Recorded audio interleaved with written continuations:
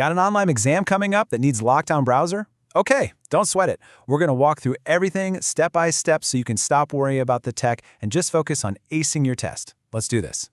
So you've been hitting the books, you feel ready, and then you see that little line in the syllabus. This test requires Respondus LockDown browser. And if your first thought was something like, oh great, what's that? You are definitely not alone. But trust me, we're going to clear it all up right now. So first things first, what even is this software? Well, when you boil it down, it's all about creating a secure, focused space for you to take your exam. Yeah, at its heart, it's really just a web browser. But it's not like Chrome or Safari or Firefox. Think of it as a special purpose tool made for just one job, taking your test securely inside your school system, like Blackboard or Canvas. So what does a locked environment really mean? Well, it means once that exam starts, it temporarily puts your computer into test mode. You won't be able to print, copy-paste, hop over to another website, or open up Spotify. It basically creates this little digital bubble around your test. This helps get rid of distractions and, make sure it's a fair test for everybody.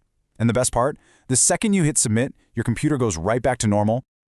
All right, let's get into what I think is the most important part, the stuff you need to do before exam day. Seriously, a few minutes of prep here is going to save you a world of stress later. I like to think of this as your pre-flight checklist. Super simple. Step 1, you've got to get the right link to download it. Step 2, run the installation, which is super quick. And step 3, and this is the one people always forget, make sure it's updated to the latest version. Okay, listen up, because this is the #1 mistake people make. You can't just Google LockDown browser and grab the first link you find. Nope. Every single school has its own custom version. You have to use the specific link your instructor or your school gives you. Getting this right is half the battle. And hey, here's a little pro tip if you've used it before for another class. Before your exam, just open the LockDown browser app. Look for that little circle with an eye in it on the toolbar, click it, and then hit check for update. Doing that one little thing can prevent so many last-minute headaches. Okay, so the software is installed, it's all updated, it's go time. Now let's talk about how you actually start the test, because there are two main ways it happens, and you'll want to know which one to expect. Right, so there are two paths. For most of you, you'll just log into your school's website with your normal browser, like Chrome. You'll navigate to your exam, and you'll see a big button that says Launch LockDown Browser. You click it, and it takes over. For some other systems, though, you'll do it the other way. Close everything else out, open the LockDown Browser application right from your desktop, and then log into your school's portal from inside of it. The key is just knowing which way your school does it. And just a heads up, this is kinda the point of no return.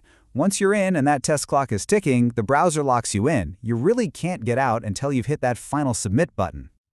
Now, let's talk about the webcam. If your instructor has turned this on, you'll also be using a feature called Respondus Monitor, and it works hand in hand with the browser. Don't worry, it doesn't just spring the camera on you. Before you even see the first question, it's going to walk you through this quick startup sequence. You'll agree to the terms, it'll run a quick check to make sure your webcam is working, and then you might have to show your student ID, do a quick 360-degree scan of your room. It's all very step-by-step. And once the exam actually starts, just look for this little recording icon up in the corner of your screen. As long as you see that, you know everything's working just fine, and you can put all your focus on the questions. But what about the big fear, right? What if something does go wrong? Maybe your internet connection flickers, or your webcam just decides to be weird. This is what makes people anxious, but there's a safety net built right in. If you hit a snag, your very first stop should be the Help Center. You can find this button right there on the toolbar before you even start the exam. And honestly, it's your best friend if you run into trouble. And inside that Help Center, you've got some seriously useful tools. You can run a system and webcam check days before the test, which I highly recommend. You can search for answers to common questions, and maybe, most importantly, you can access a 24/7 live chat if you're having webcam issues. The point is, you're not just left on your own to figure it out. Okay, let's tackle the ultimate what-if scenario. What if there's a real emergency in the middle of your test, and you absolutely have to stop and leave the room? Well, there's a plan for that. It's called the Early Exit feature. You can get out of the exam, but here's the catch. You have to type in a reason why you're leaving, and that explanation gets sent directly to your instructor. So there is a way out for true emergencies, but it's all documented. So let's just quickly wrap it all up. What are the big things to remember? Number 1, always use your school's specific download link. Number 2, run a system and webcam check before exam day. Number 3, know which of the two ways you're supposed to start your test. And finally, if anything feels off, the Help Center is your friend. Look, by getting a handle on how this tool works, you can just let all that technical stress go. And now you can pour all that brain power into what actually counts, showing what you know and absolutely acing that exam. You've got this. Good luck.